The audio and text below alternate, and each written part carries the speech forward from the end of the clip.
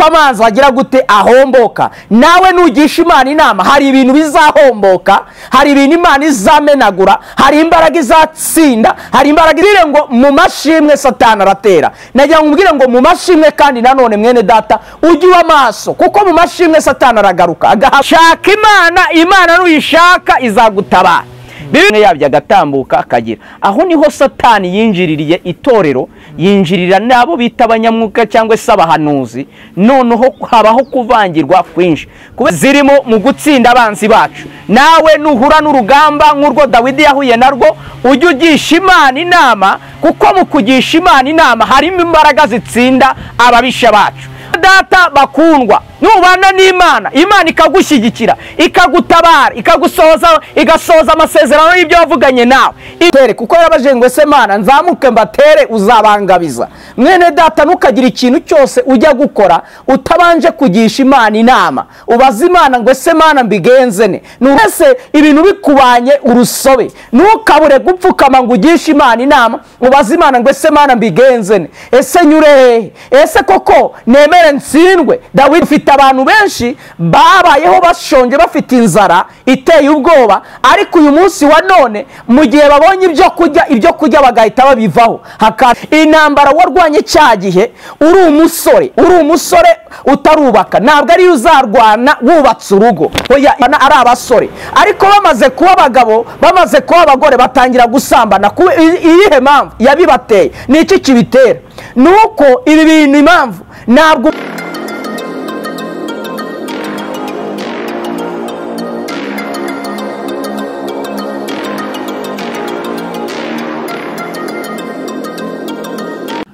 turabashimiye cyane abakunzi bacu, abakunzi b'Umuremyi TV n'abakunzi Bisarura 12 TV, Bisarura 12 TV n'abakunzi bashaka Imana TV. Imana nibaha umugisha, turabishimiye, turabakunda cyane aho mutuye hose mu Rwanda, mu majyepfo, mu majyaruguru, iburasirazuba n'iburengerazuba n'umujyi wa Kigali. Mwese turabashuhuje cyane. Ntabwo twakwibagirwa n'abari muri diaspora, abumva ikinyarwanda n'abatacyumva, mwese turabashuhuje cyane. Ntabwo twibagiwe n'abarwayi, kuko turabizi ko hari abari kwa muganga za Kibagabaga, aho ngaho Kacyiru. Namwe birashoboka ko mwatwumva, ariko Imana ni ihari yo kubakiza mu izina rya Yesu. Reka tumwizere. Muri uyu mwanya rero tugiriwe umugisha mwinshi cyane wo kubana n'umukozi w'Imana. Reka tumwakire adusuhuze. Yesu nashimwe mukozi w'Imana. Yesu ahimbazwe cyane Umuremyi. Mumeze mute? Turashima Imana kandi nukuri Uwiteka aratuzigamye. Uwiteka arabazigamye.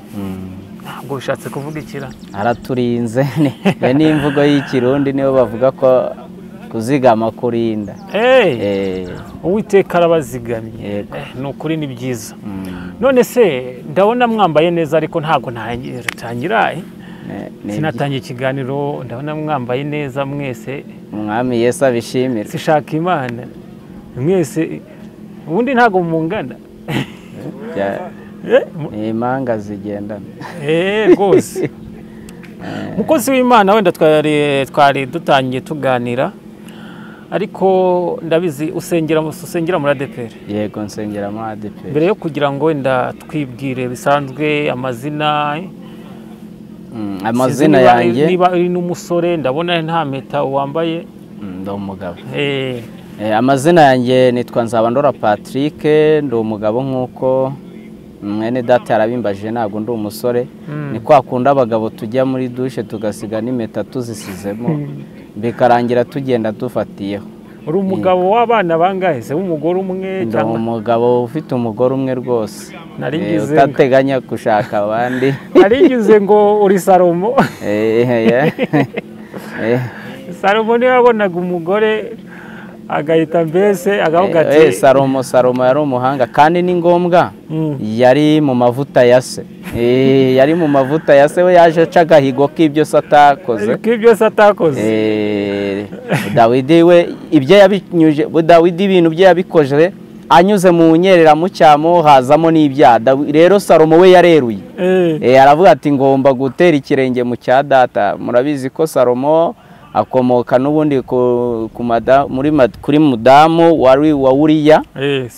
Urumva rero ni karande, icyo bita karande. Salomo akomoka kuri Uriya, kuri Barisheba. kandi umwana Salomo yabyaranye na Uriya yarapfuye. Umwana Uriya yabyaranye na Dawidi si yapfuye? Umwana Dawidi yabyaranye na Barisheba muka Uriya yarapfuye, uwo mu cyaha nyine, uwo mu cyaha kuko Uwiteka yari yabirakariye. Salomo yagize icyaha, Dawidi yagize icyaha cyo gusambanya muka Uriya, ashaka kumugerekaho icyaha, aribwo yamutumiraga amukura ku rugamba kugira ngo azaze ajye kuryamana nawe inda yimugerekeho. Bihuza nuko rero Uriya yari umugabo wubaha urugamba cyane kandi akubaha abasirikare bagenzi be, yanga kujya kurara iwe akajya arara ku izamu. Dawidi agomeza kubimenya, aranamusindisha, nabwo ntiyigera ajyayo. Dawidi abonye rero ko ibyo yapanze byose bidakunze, nibwo yagize gute, nibwo byarangiye yanditse urwandiko ruha Uriya, ariko yandikira umugaba w'ingabo kugira ngo nagera ku rugamba azamushyire imbere. Cyangwa ni umukozi w'Imana, Imana iguha umugisha. Narindi kukubaza ukuntu Salomo yabyawe na muka Uriya. Narinzi ko muka Uriya yabyaye umwana umwe kuri Dawidi, undi yabyaye byagenze gute? Uwo babyaranye bwa mbere Uriya amaze gupfa, ku cyo bita icyaha cya Dawidi, uzagisanga mu gitabo cya kabiri cy'aba Samweli, igitabo cya kabiri cya Samweli, ibice byaho 12, umurongo waho uhereye ku wa mbere, ubwo Natani yazaga guhanurira Dawidi amucira umugani w'abantu babiri mu gihugu, wari umutunzi cyane ndetse n'umuntu wari ufite akagazi k'intama. Ariho rero Dawidi yaje kurakara akavata uwo muntu mumumbwire mwice, ariko Uriya akamubwira ati uwo muntu mwami Dawidi ni wowe. Rero ariho Imana yaje kumushinjiriza icyaha, iramubwira ngo kuko wahaye urwaha abanzi b'Uwiteka kugira ngo bamutuke, uwo mwana uzavuka nazabaho. Umwana amaze kuvuka yararwaye, Dawidi afata n'amasengesho yo kumuririra, ariko birangira n'ubundi uwo mwana apfuye. Kuko rero Uriya yari yaramaze n'ubundi gupfa atakiriho, Dawidi yacyuye burya muka Uriya amugira umugore we, ariwo bita Barisheba. Imana itugirire neza. Aho rero niho Salomo yaje kuvukira. Nunakurikirana uzasanga mu bana bandi bose ariho Salomo yaje gutoranywa nk'umuntu uzubaka inzu y'Uwiteka, kandi birangira abaye umwami wa Isiraheli. Ariko nawe ageze ku ngoma y'ubwami niho yaje kurongorera bari abagore 1000. Birivuga yuko yarongoye abagore bari 700 n'inshoreke 300. Rero niho Salomo yavukiye, kandi niho yaje kubera umwami. Nawe icyaha cye kirakurikirana bita karande. Icyo nicyo bita karande. Karande burya zibaho, kandi karande zikurikirana bishingiye ku gisekuru cya mbere kugeza mu cya gatatu. Yego mukozi w'Imana, urakoze cyane. Muri iyi minsi hari amakuru yuko ADPR yahinduye amazina ikagabanya indembo. Wowe ndumva ubizi, usenge no muri ADPR, urumva iyo urebye ingaruka zizaba kuba Kirisitu bagize ADPR bizaba bimeze bite? Ubona nta kibazo kizavuka? Nta nubwo nge narinzi ko, nubwo ndi mu ADPR ntabwo narinzi ko bahinduye amazina. Ni tangazo bararitanze, wenda nuko tumbikuye byararengeje igihe kuko bimaze igihe. Ariko se tuvuge ko ntabyo waruzi? Ntabyo narinzi pe, ntabyo narinzi rwose. Niba hariho umuntu ubwo warangaye, ndi mu bantu barangaye. Konzi ko wowe nashaka Imana mujya mu debatinga kuri icyo kintu, ubu ntabyo mwari mu? Ntabyo nakurikiranye, ariko wabona ashaka Imana bizi. Abo nabizi buriya sinzi impamvu atananganirije, kandi ngo Imana nagashaka kubivugaho. Gusa niba barahinduye indembo bagahindura n'amazina, ukaba umbajije ngo nta ngaruka bizagira, buriya reka nkubwire, itorero ryacu rya ADPR nakubwira ko rifite ingaruka nyinshi zitandukanye mu bintu bitandukanye by'imyanzuro itandukanye kandi bagiye bafata. kandi izo ngaruka zigenda zigera ku bakristo, zigera ku bakristo.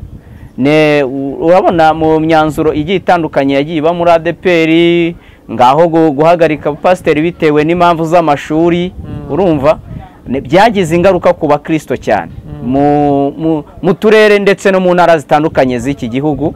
Si ibyo no ko bahinduye indembo, ibyo byose rero bigenda bigira ingaruka. Noneho hakubitiraho kuba izi n'insengero zifunze, hajemo ingaruka nyinshi. Abakristo nyine babaye nk'abantu bajagaraye badafite ahantu bahagaze, nabo bayoberwa ibi birimo kubaho ibyo ari byo. Izo rero ni ingaruka zose zigera ku mukristo uko yari akomeye, uko umukristo wa ADPR yari akomeye wa 2005 2006 kuzamuka kugeza 2007, kugeza ubwo cyagiye habagaho amahinduranya yo guhagarika insengero zitujuje ibyangombwa. Aho ni abakristo batangiye kugenda bagirira ibibazo muri ADPR impande n'impande. N'uyu munsi rero imyanzuro igenda ifatwa iteka igira ingaruka zitandukanye ku bakristo ba ADPR. Rero urumva ko ingaruka zo zirahari kabisa. None se mukozi w'Imana ko ubu ngubu bavuga ko umuntu uzajya uba ayoboye nk'ahantu azaba ariko yarize, ubwo wowe nk'ubwawe kubundi ADPR yayoborwaga n'umwuka atari uko ngo yarize ngo afite diplome, wowe ubwawe ubona ADPR iri kugana hehe? Ibi bintu nabivugaho cyane nkavuga ni nicyo gihe tugezemo cya viziyo. Bundi nyine mbere twagenderaga ku ijambo ry'Imana, twavugaga ko abantu basengaga nka cyagiye cyaba Pawulo bajya gutoranwa kugira ngo Pawulo yimikwe nk'intumwa yemerwe. Byasabye ko habaho amasengesho, we na Barinaba umwuka wera akaza agahamya ko Pawulo na Barinaba aribo bakwiriye kujya kuvuga ubutumwa. Ibyo byose ni ijambo ry'Imana bajyaga bagenda bashingiyeho mu byakozwe n'intumwa, ariko nyine bitewe na viziyo y'igihe tugezemo yemeza yuko tugomba kuba nyine twarize dufite izo mpamyabumenyi z'ibijyanye na theology. Ariko nyine izo ngaruka zose ntago twavuga ko iby'umwuka uko byari biri ariko bikiri. Wa mwuka wa mbere ukuntu abantu bigengaga mu mwuka, uko bigenzuraga mu mwuka nibigihari. Kandi nanone reka bibe ni mu gihe hariho n'ingaruka nyinshi zibitewe no kuvangirwa gusigaye kuriho mu bantu, abiyitirira ko Imana yavuze. Ibyo nabyo tugenda tubibona. Ibyo byose koko bigenda bigaragaza rero ababibonye mu banyabwenge babyita ko ari ubujiji, kubera yuko Satani yaje avangira itorero, hajemo kuvangirwa kwinshi. Bituma rero kuba itorero riyoborwa n'umwuka noneho bitari ukuyoborwa n'umwuka, ahubwo bigomba kuyoborwa n'amashuri abantu bagize gute bafite muri ubwo bumenyi. Yego. Mukozi w'Imana urakoze cyane. None ingaruka ni izihe ku bantu b'abakristo bakiyoborwa n'umwuka w'Imana niba hagiye kujya higisha cyangwa hayobora umuntu wize? Uwo muntu azatanga cyangwa uwo muntu azaba ayoborwa n'umwuka cyangwa azaba ayoborwa n'umubiri? Ingaruka rero ziri ku bantu twita abayoborwa n'umwuka uyu munsi wa none zihari, nuko nabo bamaze gushyirwa mu cyiciro cy'abantu b'abanyabinyoma. Iyo wuzuye umwuka kabone niyo wari ukuri ntibawemera, kuko icyambere nibemera babwirwa n'iki kari ukuri. Umuntu uyoborwa n'ubumenyi bw'ibyo yize, ntabwo wamuzanaho ubumenyi bw'ibintu atazi ngo umwuka yagutumye, ngo umwuka yagize gute. Ntabwo ibyo bintu babyemera. Izo ni ingaruka ziba ku bantu bayoborwa n'umwuka by'ukuri.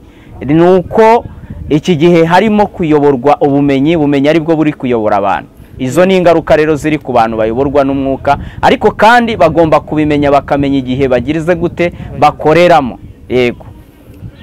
Urakoze cyane mukozi w'Imana. Kandi iyo urebye mu Rwanda abakristo b'ADPR nibo benshi cyane. Iyo urebye muri ADPR basa nk'abahagaritse abahanuzi. Ubona guhagarika abahanuzi cyangwa se ubona bavuga ko ngo abahanuzi ari abanyabinyoma bavuga ibintu ntibibe byo cyangwa babeshya? Iyo urebye ADPR ikintu yakoze kandi imbere abari abanyamwuka babyemera, ubundi ubwo ngubwo bishatse kuvuga iki kandi ADEPR ari abayoborwa n'umwuka w'Imana? Buriya rero ahantu ibi bintu byo kuyoborwa n'umwuka byaje gupfira, ari naho iby'itorero ndetse bigenda naho bipfira, nuko kenshi nkunze kubivugaho kenshi nuko ibi bintu by'umwuka byari ibintu bibera mu ibanga, bibera mu bwiru, ariko uyu munsi wa none aho tumariye kugera ku iterambere ry'icyo bita social media, ntabwo ibi bintu bikiri mu bwiru, byavuye mu bwiru bijya ku karubanda. Uyu munsi wa none umuntu ashaka kumva niba ndi umunyamwuka bantunge kamera nanjye kugira ngo ndusheho no kugenda namamara nyine bamenye ko ndi umuhanuzi. Dena nukuvuga ngo ibyo bintu byari mu bwiru. Umwuka w'Imana kenshi yakoreraga mu bwiru, cyakora ibyo akoze, ibyo yavugiye mu bwiru bikazajya ku karubanda byasohoye. Uyu munsi rero ibintu umwuka avugiye mu ibanga, mbere yuko binasohora bahita babizana ku karubanda, nyamara igihe cyo gusora kwabyo amashimwe yabyo agatambuka akagira. Aho niho Satani yinjiririye itorero, yinjirira nabo bita abanyamwuka cyangwa se abahanuzi, noneho habaho kuvangirwa kwinshi, kubera yuko abantu batari babizi, kubera ko byari ibintu bibera mu bwiru, abantu batari babizi bibisambo babesikoro babonye ko ibi bintu bigabura, nabo bigana kujya bagira gute babirepeta. Hari abantu barepeta indimi rwose, indimi z'abanyamwuka akazirepeta, yarangiza nawe akajyaho akavuga indimi da. Ni ukuvuga ngo nuko nguko byaje. Ni ukuvuga ngo ibi bintu rero hajemo kugira gute ubuvangirwe n'ubuyobe, bituma rero noneho n'imyanzuro ifatwa mu matorero, noneho habonekeramo nyine n'icyuho umwanzi yanyuzemo, tena kiza no mu buyobozi, kiza no mu buyobozi buyoboye itorero. Nabo bafata umwanzuro kuba ati ntabwo aba bantu bakwiriye guhagarara ku ruhimbi bahanure, abantu baravangiwe.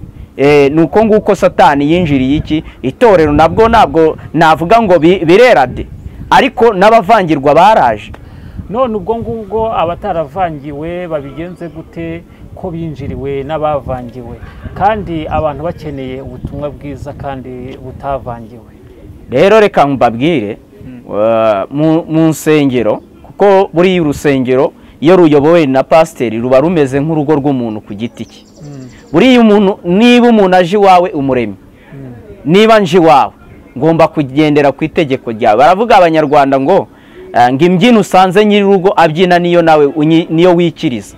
Ngo niba usanze hari amahoro wikiriza amahoro, niba hari intambara ntabwo ujya kuzanira amahoro mu rugo wasanzemo intambara. Ni ukuvuga ngo rero kenshi ibi bintu bipfiriye ko itorero, uyu rusengero pasiteri ayoboye ruba ari nk'urugo rwe, ategeka ibyo ashaka. Ni nayo mpamvu rero habaho ingaruka. Ni ukuvuga ngo aba bantu bayoborwa n'umwuka, ingaruka bazagenda bahura nazo bagomba no kuzihanganira. Nuko nyine uzajya uhanura by'ukuri niba umwuka ari kumwe nawe. Uyu mwuka w'Imana iyo yaje ntabwo ashobora kugukundira guceceka ibyo umwuka w'Imana yaguhaye. Urahanura, bagukubita bagira gute, wowe icyo ugomba gukora ni ukuvuga iby'Imana yaguhaye. Ariko hari n'abandi bigaragara ko koko ari ibisambo byinjiriye, ashaka kwiyemera no kwiyemeza ngo ngewe ngo umwuka w'Imana niba yaragutumye we tanga ubutumwa. Ibyo uko bagukubise nuko bagize gute, uwagutumye azakomora izo nguma. Ntabwo bakwiye gucika intege abahanuzi. Niba uri umuhanuzi w'ukuri tambutse ubutumwa. Na ba Pawulo barabizize. Iyo dusomye byakozwe n'intumwa ibice bya 16 umurongo waho 26 tuhasanga ibya Pawulo na Sila. Pawulo na Sila ubwo bari bafashwe barimo bakubiswe bakajugunywa mu nzu y'imbohe, bakategeka umurinzi kubarinda ngo akakomeza imbago mu maguru, ngo nuko mu gicuku bakaririmba bagasenga inzugi z'imbohe zigakinguka. Nuko uwo munsi bari bahuye n'umukobwa ngo bari baraciririyemo dayimoni yaraguriraga ibwami, ngo nuko abagenda inyuma bagira ngo muri abakozi b'Imana. Pawulo arahindukira avuga ngo dayimoni ndakwirukanye tuva inyuma, isohoka muri uwo mukobwa muzima. Bashebuja bararakara bamushyira mu zimbohe Pawulo. Nuvuga ngo ubundi teka karengane k'abahanuzi kahozeho iyo uri umuhanuzi w'ukuri, kandi ntabwo Pawulo twigeze twumva aho yabirekarabe. ahubwo yabanye n'umwuka, banamushyize mu nzu y'imbohe. Umwuka wamuhaye kuvuga ni nawe waje kumukura mu nzu y'imbohe, nta kindi. Ariko abantu bashaka kurwanisha n'umubiri. Bakozi b'Imana, bahanuzi, mureke namwe kurwanisha umubiri. Nimuhanure niba Imana yabatumye, ariko kandi nta mpamvu yo kujya kuvuga ngo ADPR ngo yaraduhagaritse guhanura. Niba yabahagaritse niba yagufashe ku munwa, uwagutumye aziburanira. Ariko niba ufite amahirwe yo kuvuga, genda uhagarara utumike ubutumwa, abari aho ngaho bamenye icyo Imana ivuganye nabo. Naho ibindi rwose byo ni amatiku ahari nayo. Ayo ni amatiku ahari. Urakoze cyane mukozi w'Imana, rwose Imana iguha umugisha. Reka tuguhe umwanya wundi tuve mu biganiro, noneho utubwire icyo Imana yagushyize ku mutima. Ni karibu. Yesu aguha umugisha cyane. Mwene data umuremyi na Shakimana TV ni Sarura 12 TV. Yesu abaha umugisha abadukurikiranye. Reka ubanze dusengere kugira ngo twinjiremo. Abadukurikiranye, reka dusenga Imana, dukomeze tuganira ijambo ry'Imana. Nanone data wa twese, muremyi w'ijuru n'isi, byiringiro by'abayera, turagushimye aya masaha, tugushimiye ubuntu n'imbabazi udahwema kugirira abera. Tugushimiye kubadukurikiranye bari impande n'impande mu bice bitandukanye by'igihugu.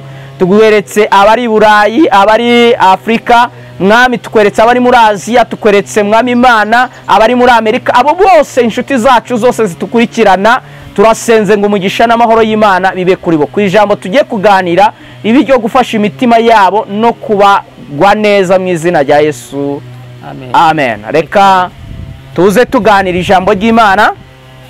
Ijambo tugiye gusanga mu gitabo cya 2 cya Samweli, ibice byaho 5. Turahera ku murongo wa 15 turasoza n'umurongo wa 25. Ni amagambo asa nk'aho ari maremare, ariko kandi ni amagambo arimo ubutumwa ngira ngo tuganire kuri uyu munsi wa none.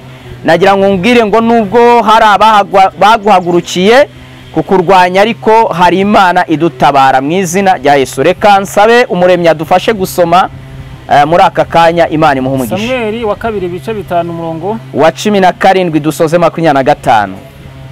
Haravuga ngo, umutwe w'amagambo uravuga ngo Dawidi yongera gutsinda Abafilisitiya. Yego. Bukeye Abafilisitiya bumvise ko Dawidi yimikishijwe amavuta kuba umwami wa Isirayeli. Abafilisitiya bose barazamuka bajya gushaka Dawidi. Dawidi abyumvise aramanuka ajya mu bihome. Abafilisitiya bari baje badendeza mu kibaya cy'Abarafa. Maze Dawidi agisha Uwiteka inama ati, nzamuke ntere Abafilisitiya? Urabatanga ubangabize? Uwiteka asubiza Dawidi ati, zamuka kuko ntari bubure kukugabiza Abafilisitiya. Tugeze ku 25. Yego. Nuko Dawidi ajya i Bariperasimu abatsindayo. Aravuga ati, Uwiteka yahomboreye abanzi banjye imbere yanjye nk'uko amazi ahomboka. Nicyo cyatumye ahimbaho hantu Bariperasimu. Maze bahibagirirwa ibishushanyo byabo bisengwa. Dawidi n'abantu be barabijyana. Bukeye Abafilisitiya bongera kuzamuka ubwa kabiri badendeza mu kibaya cy'Abarafa. Nabwo Dawidi agisha Uwiteka inama, aramusubiza ati, muri buzamuke, ahubwo ubace ikubo, ubarabasukireho uhateganye n'ishyamba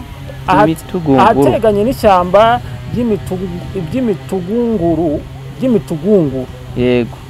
Nuko niwumva ikiriri cy'ingabo gihindira hejuru y'imitugunguru, uhereko uhutireho, kuko ubwo Uwiteka ari bube akugiye imbere gutsinda ingabo z'Abafilisitiya. Nuko Dawidi abigenza atyo nk'uko Uwiteka mutegetse, atsinda Abafilisitiya uhereye i Geba ukageza i Gezeri. Amen. Amen. Imana yabera ibaha umugisha bakundwa. Hano tugiye kuganira ku ntego y'ijambo ivuga ngo imbaraga ziri mu kugisha inama Uwiteka. Imbaraga ziri mu kugisha inama Uwiteka. Uyu ni Dawidi. Dawidi muramuzi, Dawidi ni mwene Yesaya. Muzi amateka ya Dawidi twari turimo tunayavugaho, tuvuga ku cyaha cya Dawidi mu kiganiro twatangiriyeho twibaza uburyo ki Salomo yavutse. Dawidi muramuzi cyane. Tugiye kuganira rero nanone mu mbaraga zo kugisha inama Uwiteka zirimo mu gutsinda abanzi bacu. Nawe nuhura n'urugamba nk'urwo Dawidi yahuye narwo, ujye ugisha Imana inama, kuko mu kugisha Imana inama harimo imbaraga zitsinda ababisha bacu. Dawidi turimo kuvugaho ni Dawidi wa wundi wishe intwari y'Abafilistiya bita Goliyati w'Igati. Uyu niwe Dawidi turimo kuvuga. Uyu ni Dawidi turi kuvuga, ni Dawidi wa wundi wasimbuye Sawuli ku ngoma akaba umwami w'Abisiraheli. Uyu Dawidi ni umugabo w'umunyabwenge kandi Bibiliya igaragaza umuhanga, kandi umugabo uzi guca bugufi yakubw'ibyaha byiwe. Nubwo twavuze ku cyaha cya Dawidi, ariko ntitwavuze mu guca bugufi kwa Dawidi. Wowe ushobora kuba ukora ibyaha ariko utanazi no guca bugufi. Dawidi yari umugabo w'umuhanga kandi wakundwaga n'Imana, Imana ikamwubaha. Dawidi ari mu bagabo, mu bantu bagera muri batatu Imana yirase. Umuntu wa mbere Imana yirase ni Kalebu na Yosuwa. Ubwo bagiraga gute? Barwanaga intambara nziza, ubwo abandi bazanaga inkuru z'incamugongo, ariko barangiza bo bakajyana inkuru zihumuriza imitima y'Abisiraheli, bakavuga yuko Abafilistiya Abanaki babonye bazabatsinda bakabajya nk'ubugari uko byagenda kose. Bagabo w'Imana Mose iramubwira ngo mbonye abantu bameze nk'uko umutima wanjye ushaka. Aba bagabo Imana yarabirase. Umugabo wa gatatu Imana yirase ni uyu mugabo bita Dawidi. Uzabisanga mu byakozwe n'intumwa mu bice byaho 13. Dawidi Imana yaramwirase, iravuga ngo mbonye Dawidi mwene Yesaya, umuntu ufite umutima umeze nk'uko nshaka. Uyu mugabo bita Dawidi, ntabwo tunavuze Dawidi we wagera ku rwego nk'urwa Dawidi, icyakora uzagerageze Dawidi akuberereho modo mu kumwigiraho mu buryo bwo gukizwa. Imana itugirira ubuntu cyane. Niyo mpamvu tuvuze rero ku ijambo rifite intego ngo imbaraga ziri mu kugisha inama Imana. Nawe nuzajya ubona usumirijwe n'ingabo z'Abafilistiya, usumirijwe n'ibibazo, usumirijwe n'ingorane n'amakuba y'uburyo butari bumwe, ujye upfukama ugisha Imana inama, ubwira Imana ngo Mana mbigenzene, Imana itugirire neza. Iki gihe Dawidi rero, iri jambo dusomye ritweretse Dawidi yari amaze kuba umwami w'Abisiraheli, tena yari yamaze gusimbura Sawuli, yabaye umwami w'Abisiraheli. Abafilisitiya bumvishe ko yabaye umwami w'Abisiraheli, bibutse n'uburyo cyishe intwari yabo, intwari yabo Goliyati w'Igati, bamvishije Dawidi ko abaye umwami, niba yarabatsinze ataraba n'umusirikare, ataranakora n'ikosi, barabati none yabaye n'umusirikare noneho mu ngabo za Sawuli, noneho ahindutse n'umwami, uyu mugabo ntabwo tuzamukira. Bihagarika umutima abanzi be. Mene data bakundwa, nubana n'Imana, Imana ikagushyigikira, ikagutabara, igasohoza amasezerano y'ibyo wavuganye nawe. Ibyo bizahindisha umushyitsi abanzi bawe. Wajya ngo uravuga ngo Satani arakurwanya, mu bisubizo Satani azarushaho kuza kurwana kurusha uyu munsi wa none uri mu bibazo n'imibabaro y'imibereho. Mu bibazo, mu bisubizo Satani arahaguruka. Ahangaha nanone nashaka nakoramo iyindi ntego ivuga ngo mu bisubizo, mu mashimwe Satani aratera, Satani arahaguruka agatera abantu. Mwene data mukundwa, wowe uneza amatwi unkurikiranye kuri Shaka Imana TV ndetse no ku Muremyi TV no kuri Sarura 12 TV, najya ngutangarize nkubwire ngo shaka Imana, Imana nuyishaka izagutabara. Bibiliya tubwiye ngo iki? Abafilistiya biciwe intwari yabo, bamaze kumenya ko biciye intwari yabo yimikishijwe amavuta akaba umwami w'Abisiraheli, baratinya, bahita bapanga umugambi wo kugira gute, wo gufata Dawidi bakamwica. Niko Bibiliya tubwiye ngo Abafilistiya bumvishije ko Dawidi yabaye yimikishijwe amavuta akaba umwami w'Abisiraheli, ngo Abafilistiya bose bahagurukira kuza gushaka Dawidi ngo bamwice, ngo baraza badeneza mu kibaya cy'Abarafa. Bene data bakundwa, hari imbaraga zamenye neza yuko ugiye gutabarwa, hari imbaraga zamenye amakuru y'ubuzima Imana igutegurira. Uyu munsi zahagurukiye kuza kukurwanya, ariko abo badayimoni bahagurutse kuza kurwanya ubuzima bwawe. Mwene data, nibiguca intege kudahaguruka nawe ngo ushake Imana urusheho gushaka. Iki gihe cya none muri iyi minsi tugezemo, ikibazo dufite muri iyi minsi, iyo twumvishije Satani yahagurutse kudutera no kuturwanya cyane, nibwo abantu barushaho gucika intege. Sinzi ikibazo abantu bafite, ariko Bibiliya hano itwigishije iki? Dawidi yumvishije ko Abafilisitiya baje bashaka kumufata ngo bamwice, biravuga ngo yaramanutse ajya mu bihome, ngo ajya kugishirizayo Imana inama. Bantu b'Imana, twabonye ko muri iki gihe cya none, bitewe na kondisiyo y'igihugu cyacu turimo uko igenda, twabonye yuko ibijyanye n'ubutayu babihagaritse bitewe wenda n'ibyaha runaka byagiye biberayo nazi. Ariko Bibiliya itwereka ko n'ubundi kuva na mbere no kuva kuri uyu mugabo Dawidi turimo kuvuga ku mateka ye, turimo kwigiraho kugira ngo twigireho. Ku ngingo ya 50 niyo bavuga ngo nimuze mwenyine twihererane mu nsange ahantu hatari abantu. Hari igihe biba ngombwa yuko ugera mu gihe ushaka gusenga isengesho rya wenyine. Dawidi nawe yumvishije urugamba afite, asanga atari uwo gusengana n'abantu, ahubwo asanga yuko akwiriye kujya gusenga ari wenyine, kandi akagisha Imana inama, akayibwira ngo Mana ko nahagurukiwe n'uru rugamba, none mbigenzane mbigirene, Imana itugirire neza. Bibiliya itubwiye ngo iki? Itubwiye kuri umugabo bita Dawidi. Bibiliya iratubwiye ngo Dawidi aramanuka ajya mu bihome, arangije agisha inama Imana. Imana itugirire ubuntu cyane. Dawidi ajya kugisha Imana inama, amanutse agiye nawe mu buzima bwawe bwa buri munsi, ntukabure kujya kugisha Imana inama, ubaza Imana z'ubuzima bwa urugamba uhagurukiwe nawe. Iki gihe Abafilisitiya bari bahagurutse kubw'uko intwari yabo Goliyati yari yarapfuye, bati uyu muntu ugatubanye umwami noneho araturangiza. Nibwo rero ngo baraje bari badendeje mu kibaya cy'Abarafa. Dawidi ngo agisha Imana inama, arabaza ngo none Uwiteka mbigenzene, ko Abafilisitiya bamagurukiye ko baje mbigenzene. Biravuze ngo nuko ngo Uwiteka asubiza Dawidi, aramya ngo Dawidi we zamuka ubatere, kuko yarabaje ngo ese Mana nzamuke mbatere uzabangabiza. Mwene data, ntukagira ikintu cyose ujya gukora utabanje kugisha Imana inama, ubaza Imana ngo ese Mana mbigenzene, nuruhe uru rugendo nzarusoza amahoro, bizagenda neza.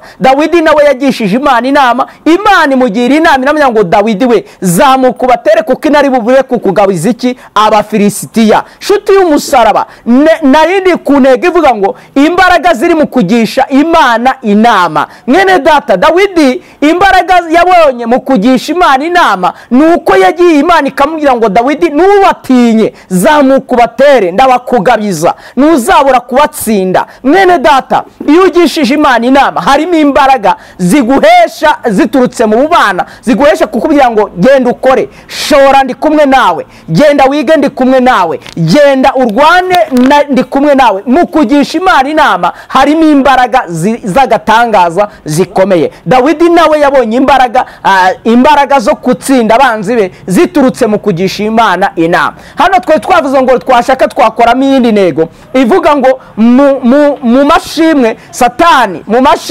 aratera, mu mashimwe Satani arahaguruka. Nawe rero najya ngumbwire ngo iki gihe Dawidi ngo yarazamutse atera Abafilisitiya, ngo arangije aravuga ngo Uwiteka amaye gutsinda abanzi banjye, mbahomboye nk'uko amazi ahomboka, niko ijambo ryatubwiye. Dawidi yari arimo yishimira intsinzi Imana imugejejeho biturutse mu kugisha Imana inama. Haleluya. Nene data mukundwa, nshuti y'umusaraba, wowe nkurikiye uneza amatwi, nubona uhuye n'ibibazo bitandukanye, intambara z'ubuzima mu mibereho, intambara z'ubuzima mu rushako, intambara z'ubuzima, mbese ibintu bikubanye urusobe, ntukabure gupfukama ngo ugishe Imana inama, ubaze Imana ngo ese Mana mbigenzene, ese nyure hehe, ese koko nemere ntsindwe? Dawidi yanze gutsindwa, afata umwanzuro wo kugisha Imana iki? Inama. Niyo mpamvu turi kuvuga mu ntego ivuga ngo imbaraga ziri mu kugisha Imana inama, Imana itugirire neza. Nta muntu wagishije Imana inama Imana icecekana, Imana iguha umwanzuro,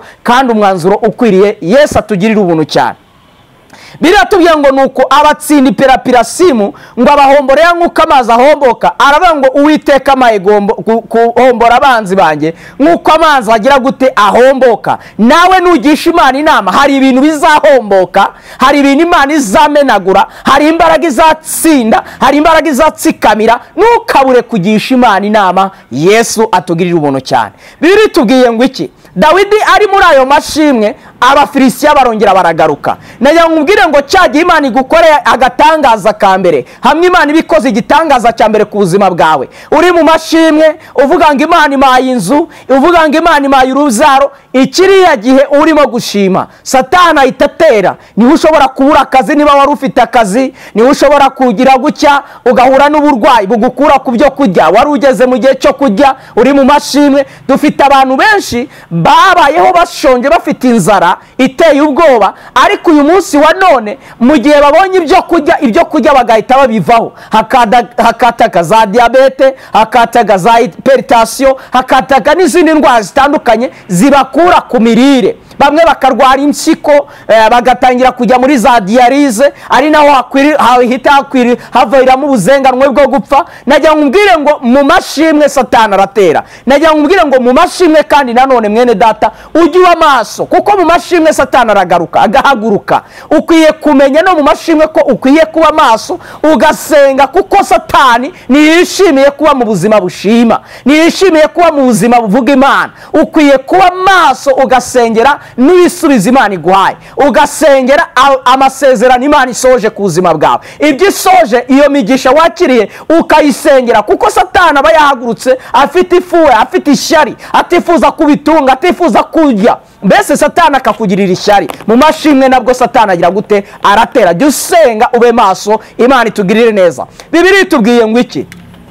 Ngo abafilisitiya Dawidi ari mu mashimwe ngo barangera baragaruka badendeza mu kibaya cy'abarafa, bazanywe no kongera kumutera. Dawidi ngo ariko yongera amenya amakuru ko bagarutse. Dawidi aravuga ngo nubwo Imana yamaye uburenganzira mbere bwo kuzamuka nkabatera, ariko reka ne guhita ngenda gutyo gusa nongeye kugisha Imana inama. Biravuga ngo yongera agisha Imana nanone inama. Ni mu ijambo rivuga ngo imbaraga ziri mu kugisha Imana inama, Imana itugirire neza. Dawidi yongera agisha Imana inama, arabaza ngo none se Uwiteka ko bagarutse mbigenze ne? Imana yamya ngo Dawidi we, noneho nuri buzamuke nkuko mbere wazamutse. Bihari igihe biba ngombwa ko Imana iguhindurira systeme yo kurwana. Iyo nono intambara warwanya ushonje, ntabwo ari uzarwana urimo kujya uhaza ufite ibyo kujya. Bantu b'Imana ba Kristo bene data, intambara warwanye cyagihe uri umusore utarubaka, ntabwo ari uzarwana wubatse urugo. Oya, intambara iba yahindutse, iba yahinduye isura. Na Dawidi rero iki gihe urugamba rwe rwahinduye isura. Niyo mpamvu yongera agisha Imana inama, arabaza ngo mbigenze ne? Ko ushize wabwiye ngo nzamuke, ese bwo mbigenze ne? Imana iramubwira ngo Dawidi nuri buzamuke, ahubwo uri bubacikubo. Imana itugirire neza. Uri bubacikube, uri basukireho ateganye n'ishyamba ry'imitugunguru, uri bubazenguruke, noneho uze kubatungura bayoberwa uko bigenze. Mbere barazamutse bakureba, noneho ubatungure, wazenguruka ubatungure, batungurwe no kubona ubagezeho. Imana itugirira ubuntu. Hari igihe rero urugamba warwanya uri umukobwa ntabwo ari ruzarwanya uri umugore. Oya, urugamba ruba rwahindutse. Uyu munsi wa none dufite abantu batajyaga basambana ari abasore, ariko bamaze kuba abagabo, bamaze kuba abagore batangira gusambana. Iyihe mpamvu yabibateye? Ni iki kibitera? Nuko ibi bintu impamvu ntabwo umuntu utarajya ifiriti yagira irari ryo gushaka ifiriti, ariko umuntu wayiriye ahora yumva yifuza ayikeneye. Kenshi na kenshi abantu binjira muri ubuzima bubatse ingo bakinjira mu byaha, ni ukuvuga yuko ubuzima bwahindutse. Yamaze kumva uburyohe bw'ubuzima bwo kubaka urugo, yumva noneho ageze n'aho uwe afite atamuhagije, atangira no kwifuza abandi, agashaka guhaza irari rye anyuze no hanze. Bene data bakundwa, nshuti z'umusaraba, mube maso. Urugamba mwarwanye mbere si rwo mugiye kurwana mu bisubizo. Ubwo mwarwanye mufite ibyifuzo, murimo murira mubwira Imana ngo Mana dutabare, ntabwo ari rwo mugiye kurwana. Imana yabagejeje mu bisubizo, Imana yabinjije mu migisha. Urugamba rwarahindutse, ariko biragusaba ikirere, biragusaba kongera gusenga. Niba wowe umaze kubaka urugo, ntabwo bivuze kugezeyo. Oya, ahubwo ugeze mu gihe cyo gusenga, ugasengera aya masezerano Imana isoje yo kubaka umuryango. Niba ugeze mu gihe cyo kugira amafaranga, senga usengere, kuko ugeze mu gihe cy'imigisha igiye kukugerageza. Kimwe mu bigeragezo, hari ikigeragezo cy'ubuzima bw'imibereho, hakaba n'ikigeragezo cy'imigisha. imigisha nayo igira ibigeragezo, kandi ikigeragezo cy'imigisha kigira imbaraga kurusha ikigeragezo cyo mu mibereho ibihe, kuko ikigeragezo cyo mu migisha kigushyira no ku karubanda abantu bose bakakumenya.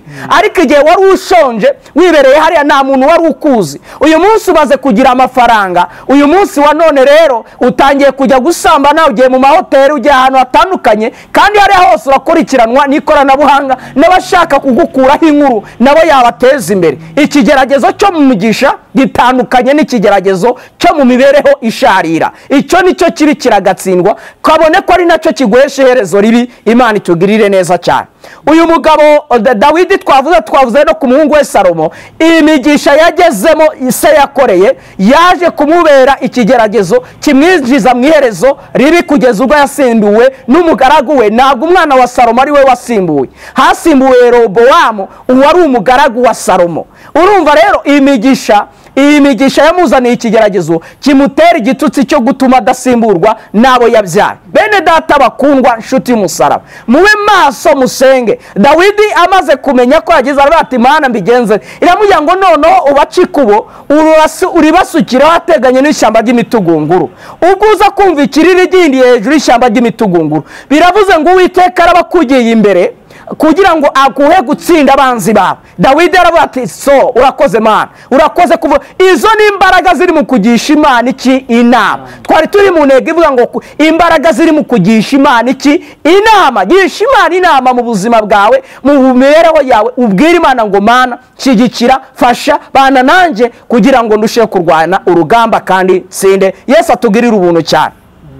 Biratubwira ngo Dawidi ngo nuko Uwiteka ngo yumvishije ngo ikiri gindi hejuru y'ishyamba ry'imitugunguru, amenya ko Uwiteka noneho hamwemereye amugiye imbere, ngo arirukanka atsinda abanzi be, ngo arabikangana barahunga, ngo abageze i Geba, ngo abageza batsinda i Gezari. Imana itugirire neza. Nayo nkubwire ngo Imana iyo igishije inama, mu kugisha Imana inama harimo imbaraga zitsinda abanzi bacu, zikabasubiza inyuma, zikabageza mu birometero byinshi cyane. Nugisha Imana inama, niba uri umukobwa agisha Imana inama. Ese uyu musore durimo gukundana koko niwe tuzubakana? Ariko Mana, kabone nubwo Imana yaba itavuganye nawe, ariko Mana ndamukunda, nubwo yaba afite umutima mubi, niba ubona bikwiriye ko dukwiriye kubana, Mwami Yesu afite umutima mubi, uyu mutima uwuhindure nk'uw'inama, umusengero ugisha Imana inama. Nibyo koko wabonye ukurambagiza, wabonye fiyanse, ariko senga.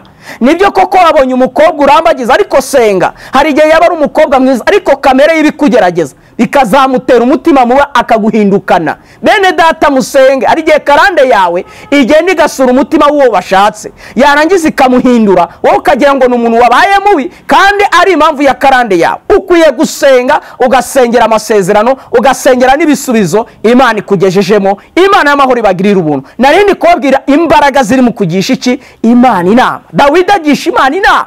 Kuba agiye kuba umwami w'Abisiraheli, ntibikwiye ko atagomba guhura n'ibigeragezo, ntibikwiye ko adakwiye gusenga. Ya masengesho yasenze Sawuli amuhiga, amurasa imyambi, amutera amacumu, n'ubundi akwiye kuyasenga ari n'umwami w'Abisiraheli.